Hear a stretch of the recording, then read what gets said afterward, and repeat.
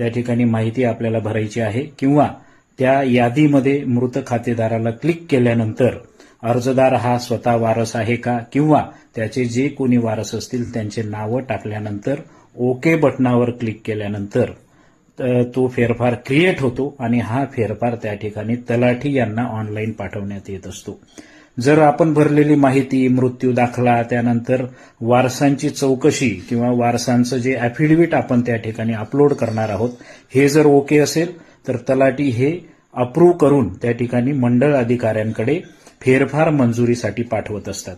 जवळपास 15 ते 18 दिवसामध्ये मित्रांनो ही वारस नोंद मंजूर झाल्यानंतर तुमच्या सातबाऱ्यावर वारस लागत असतात. म्हणजे अतिशय ही सोपी अशी वेबसाईट नागरिकांसाठी आणि शेतकरी बांधवांसाठी ई हक्क प्रणाली नावाने त्या ठिकाणी शासनाने सुरू केलेली आहे. नक्की तुम्ही या प्रणालीचा वापर करू शकतात.